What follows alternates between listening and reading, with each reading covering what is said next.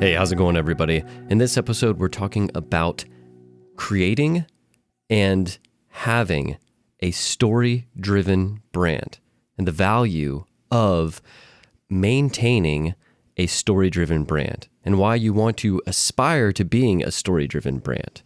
We talk a lot about purpose-driven brands, all right? And I would say that a story-driven brand is one with purpose. It is a purpose-driven brand. However, I'll explain as we continue to go along that even this movement of becoming a purpose-driven brand has fallen into the wayside of marketing as a checkbox. And what inspired me to make this episode is that I've been talking a lot about marketing as a checkbox, my disdain for marketing as a checkbox, which is a symptom of the disease. It's an inevitable symptom of the disease. And I've been encouraging you to not go down marketing as a checkbox, but instead to add customer value. That your focus shouldn't be on accomplishing tasks, accomplishing tactics, implementing tactics for the sake of implementing tactics because that's what marketers do, accomplishing tasks because it's on your to-do list, but being intentional and considering how each of these steps adds value to your customer.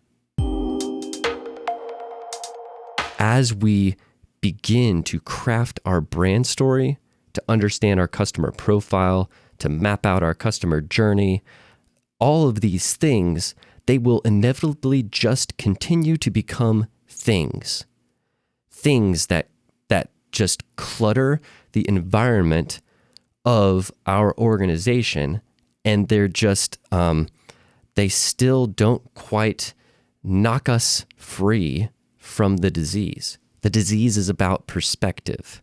It's as simple as a perspective shift, a realization that has to happen inside of us to understand that the business isn't for the business, that our job isn't for the business, it's for the customer.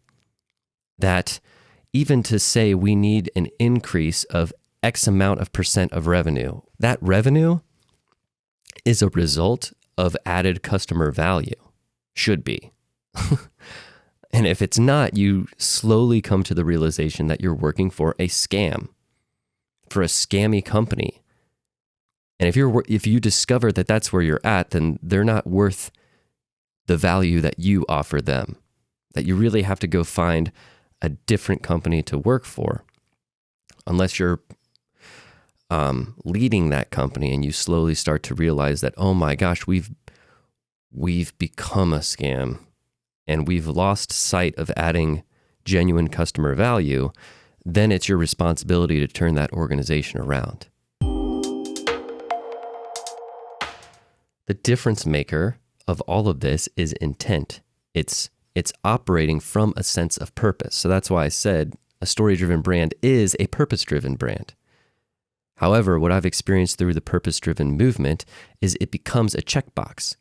Because now, as marketers or as business leaders, we start believing that our business isn't effective or valuable unless it serves a greater purpose.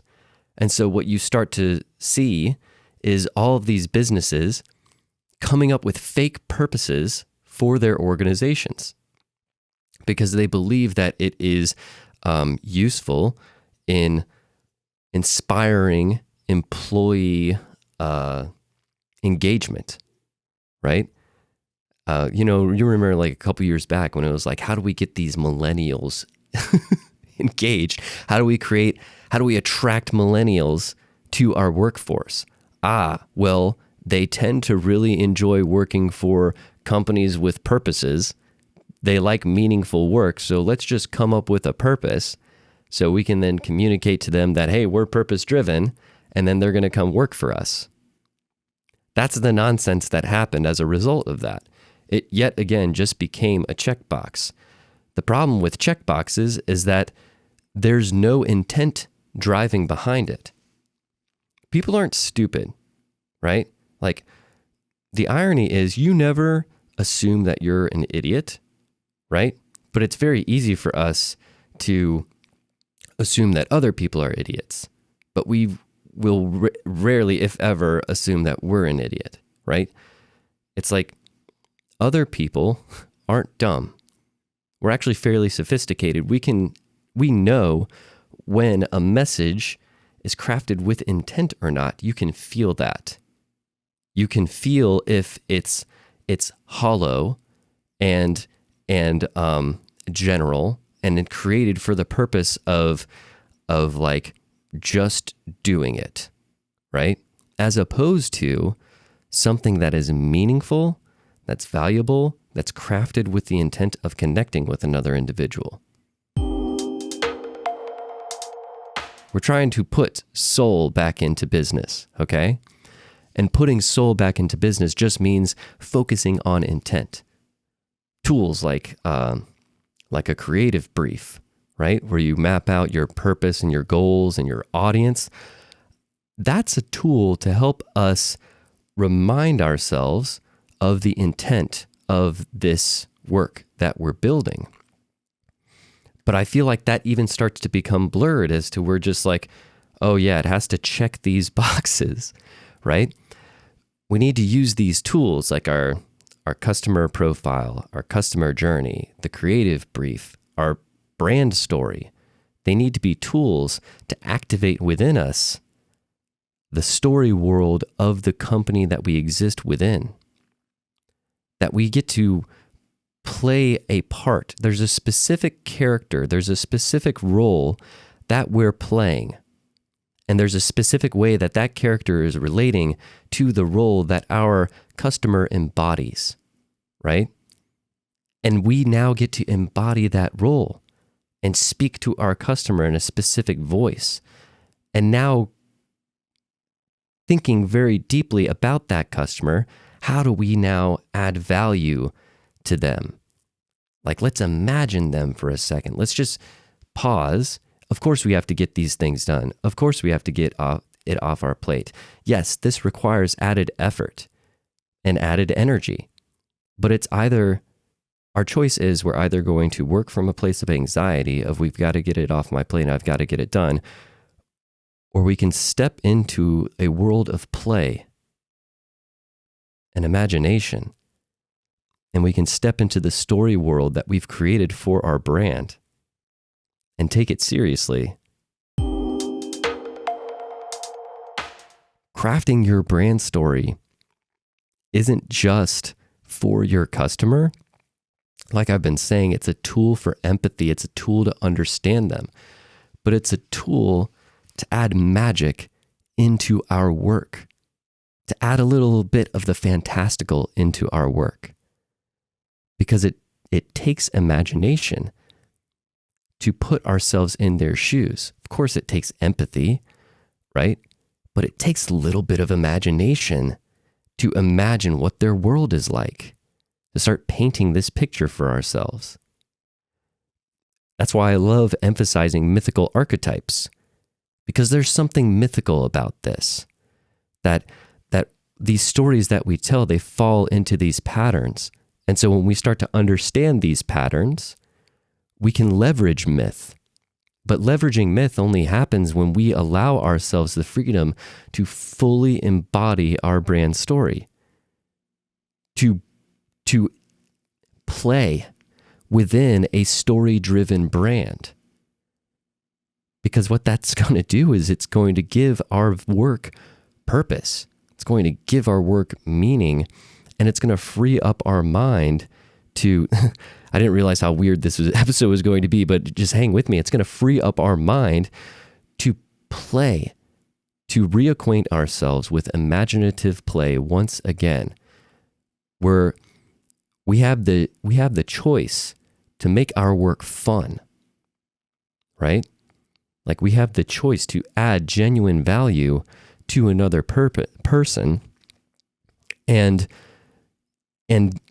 by adding that value to them, we create the opportunity for us to joyfully play within our role as the brand storyteller, as the marketer, and see ourselves as embodying for a specific amount of time this character who shows up inside of our customer story.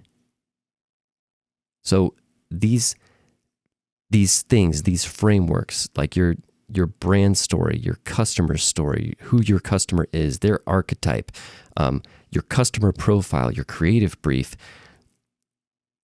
they need to serve the purpose of giving you permission. Start seeing them. That's the thing. Start seeing them as giving you permission to enter into the story world of your brand. Start seeing them as keys that open the door that you can now walk into to play inside of your story-driven brand. And that's why it's different than just purpose-driven, because purpose-driven is it truly purposeful? Story-driven has a purpose, but now you have a story world that you've crafted and you've created, but you're giving yourself permission to play within that story world.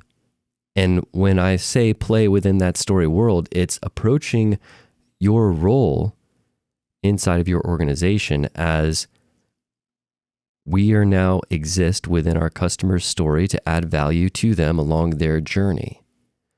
Everything I'm doing now is for the purpose of adding value to them along their journey. So let me be imaginative and imagine, say I'm writing a blog article. Imagine that blog article is for them. How am I going to add value to them along their journey that they're going to walk away with a treasure? Say my job is to create a podcast, an episode for my podcast. Who am I speaking to? How am I going to be able to add value to you along your journey? Same thing for a social media post, a lead gen, any of these things. If you're throwing an event, how do you bless these people along this event? And it stops becoming a checkbox.